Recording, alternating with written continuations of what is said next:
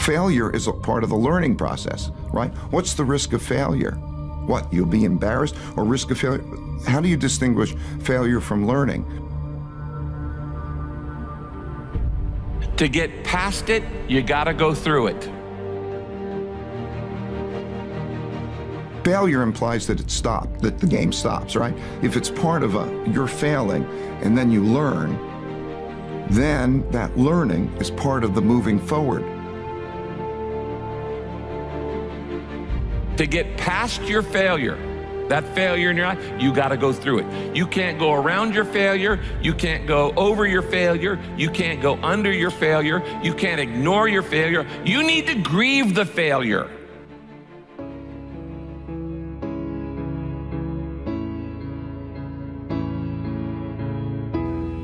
You need to feel the pain. Now, we don't like feeling bad, but grief is a good thing.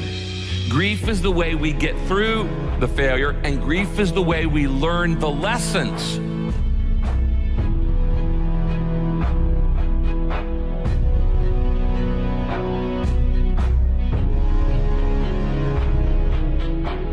When you stuff your emotions, when you swallow your emotions, your stomach keeps score. It's kind of like, what if you took a can of Coke and you shook it up for a long time and then you put it in the freezer? What's going to happen to it? It's going to explode eventually. It's going to come out sideways. And this happens in your life when you don't deal with your emotions properly.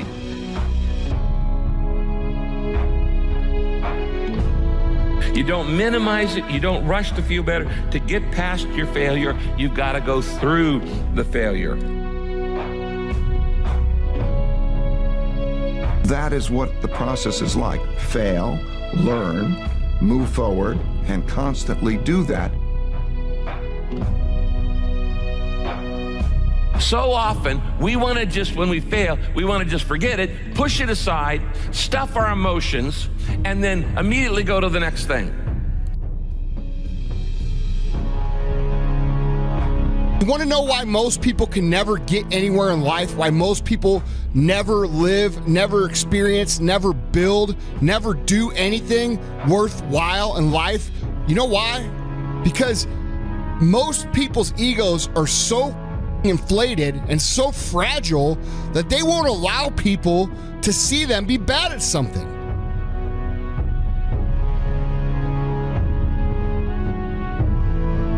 You know, and my mentality is like, I don't lose mentality. And that's with anything. That's not just like, say, a sporting event or whatever. That's just life, right? Because life is nonstop tests, you know what I mean? And we're always being put to the test. There's always challenges, obstacles, etc. And I literally don't accept any of that as an impediment, as a negative. It's like, good, this is gonna make me stronger. You've never done something before. You expect yourself to be awesome at it. You haven't done the work. You haven't put in the time. You haven't put in the study hours. You haven't had the experience, but you expect to be good. And because you expect to be good, but you know you're not going to be good, you don't do anything. People are going to laugh at you. People are going to point at you. People are going to make fun of you. But if you understand that losing and getting laughed at and all these things, and you understand how to use those things to improve and get better, you're going to have the last laugh.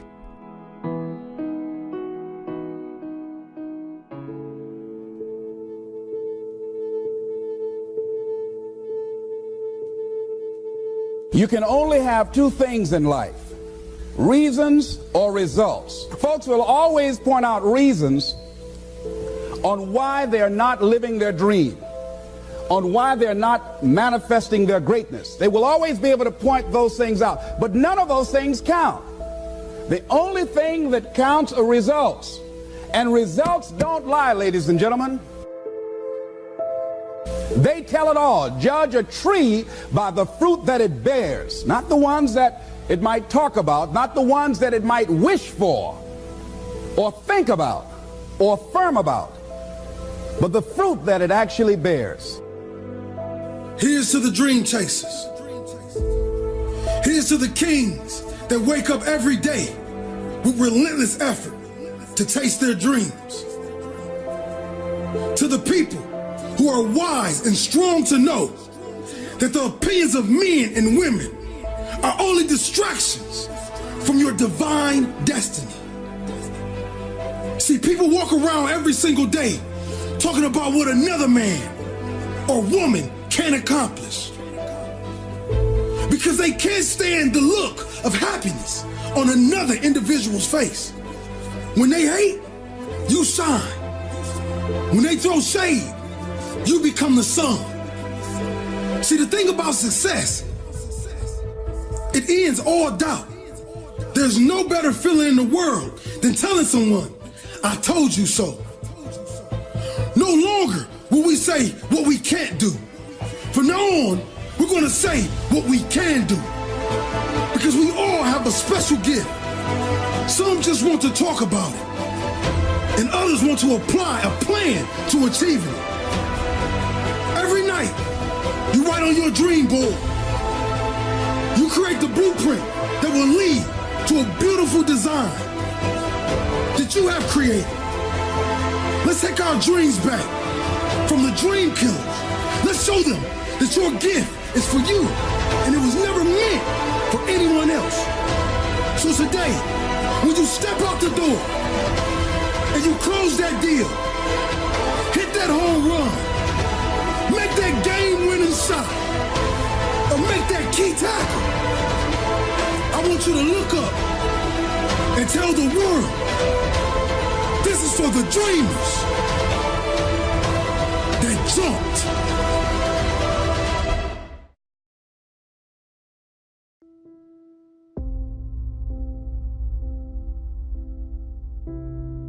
All day long, you're going to have moments where your thoughts drift, and I use that word on purpose. You start to wake up to your life. Just start worrying about stuff. Why? Because it's a habit.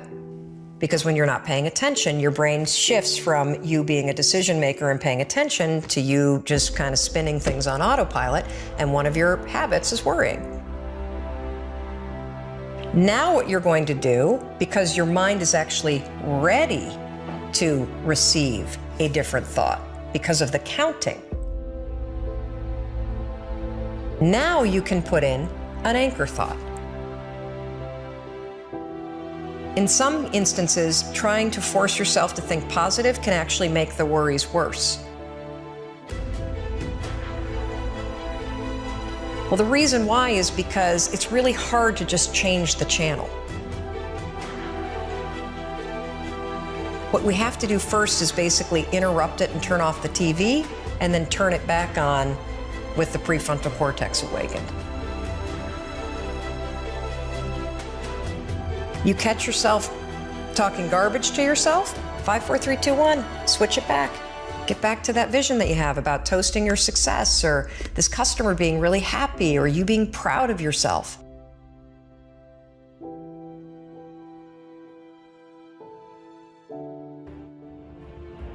Ask yourself, what experiences do I want to have? Who do I want to wake up with? What type of house do I want to live in? What countries do I want to visit? What type of family life do I want? What dog do I want? The beautiful thing about experiences is often they don't require that much money. It's crazy, we associate money with happiness, that often the most beautiful experiences in life require no money. Almost any human being today can fall in love, can make a baby. These are some of the most profound experiences I've had. So the first thing is you make a list of your experiences. Now the second thing is you ask yourself this question: how do I have to grow? We crave growth. Human beings are growth-driven machines.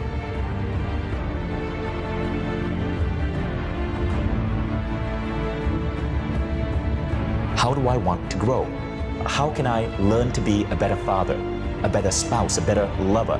What languages do you want to learn? Do you want to learn a musical instrument? Do you want to learn to write? Do you want to learn to play a particular sport or learn a particular skill?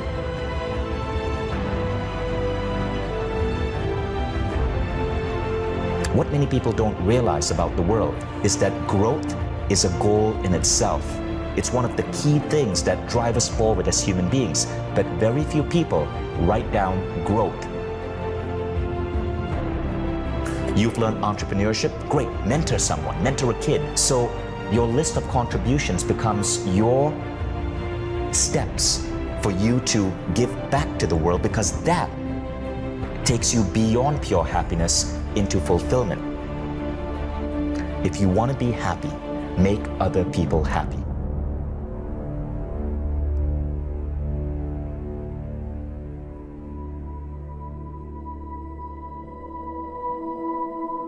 A person who can forgive nothing is a person who's totally destroyed psychologically and emotionally.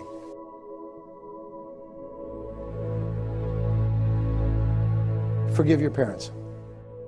Forgive any relationship that you ever had that didn't work out. Forgive everyone else in your life that has ever hurt you in any way. Forgive yourself. Forgive yourself. When you feel that you are stuck in some situation, or when your affirmations are not working, it usually means there is some more forgiving to be done. Forgiveness of yourself and of others will release you from the prison of the past. Thoughts of bitterness cannot create joy. No matter how justified you feel you are, no matter what they did, if you insist on holding on to the past, then you will never be free. Forgiveness is a tricky and confusing concept for many people. There is a difference between forgiveness and acceptance. Forgiving someone does not mean that you condone their behavior. It really has nothing to do with the other person. The reality of true forgiveness lies in setting ourselves free from holding on to the pain. When you do not flow freely with life in the present moment, it usually means you are holding on to a past moment. Only in the present moment can you create your future. If you are holding on to the past, you cannot be in the present. It is only in this now moment that your thoughts and words are powerful. So you really don't want to waste your current thoughts to continue to create your future from the garbage of the past. When you blame another, you give your own power away because you are placing the responsibility for your feelings on someone else. People in our lives may behave in ways that trigger uncomfortable responses in us. However, they did not get into our minds and create the buttons that have been pushed. Taking responsibility for our own feelings and reactions is mastering our ability to respond. In other words, we learn to consciously choose rather than simply react. The person you were in the past is a different person than you are today. The person you are today wouldn't do those things because you now have wisdom, you have hindsight, you have intelligence, you understand consequences. So the person you are today is a different person from the person you were back then.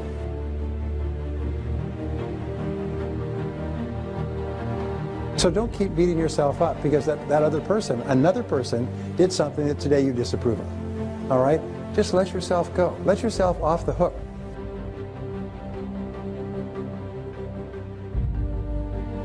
And when you let it all go, it's almost like a huge burden off your back. You just forgive everybody and you forgive everything, and on a go-forward basis, you just forgive everybody. You don't have any negativities at all. No negativity toward anybody. You're just a positive person. And if you'll do that, if you accept responsibility, like yourself, and forgive everyone else, you become a truly superior person. Most amazing darn thing.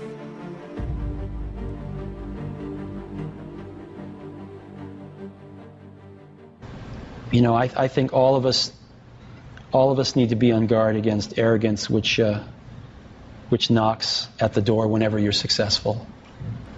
Have you lived through that? Oh, sure. Oh, sure. Now, by that, correct me if I'm wrong, you had an incredible high with the initial success of Apple, and then other competitors get in, and it's sobering. Well, as you may know, I was basically fired from Apple when I was 30, and was invited to come back 12 years later. So that was difficult when it happened, but maybe the best thing that ever happened to me. There wouldn't be a Pixar if that hadn't happened. And so, you know, you move on, life goes on, and you learn from it. I thought at that moment, what a circle of life. You know, life is just always mysterious and surprising, and you never know what's around the next corner.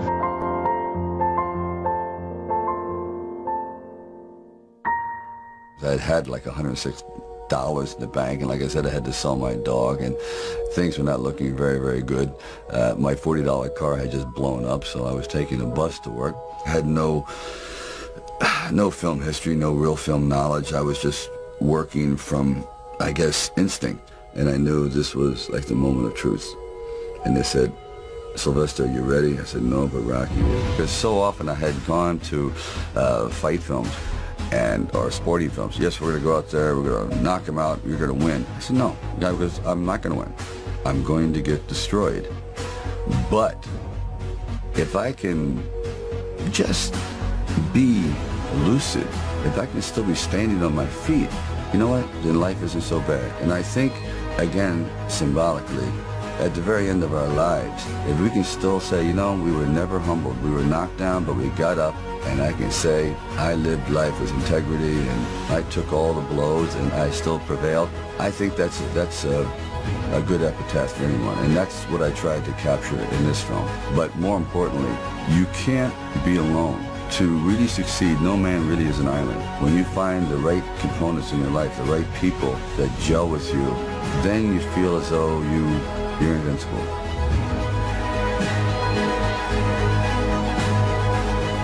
It's important, I think, so that people observe. You know, we have so many things in our lives to distract. You know, movies and television and iPads and phones and texts and Twitter and Facebook and lots of things that allow us to create relationships that are distant. And sometimes it's really important to just stop and look at the person in front of you and look at the situation in front of you and say to yourself, what would this look like if I was standing outside of this situation and looking at it from a different perspective? Or what if I was in their shoes and that was happening to me? How would that look to me? Maybe that wouldn't look so cool anymore. Maybe if I saw this on film later and someone showed this to me, I would feel embarrassed about having stood in that room and said nothing and done nothing. That's where we have to get. We have to get to a place where people no longer have to ask those questions. My brother and I were starting our first company. Instead of getting an apartment, we just rented a small office and we slept on the couch. And we showered at the YMCA. And we're so hot up, we had just one computer. So the website was up during the day, and I was coding at night. 7 days a week, all the time. And I mean, if you do simple math, say like, okay, if somebody else is working 50 hours and you're working 100, you'll get twice as much done in the course of a year as the other company. Rather than reasoning by analogy, you boil things down to the most fundamental truths you can imagine, and you reason up from there. And this is a good way to figure out if something really makes sense or if it's just what everybody else is doing. Now is the time to take risk. I would encourage you to take risks now. Do something bold. You won't regret it. Thank you.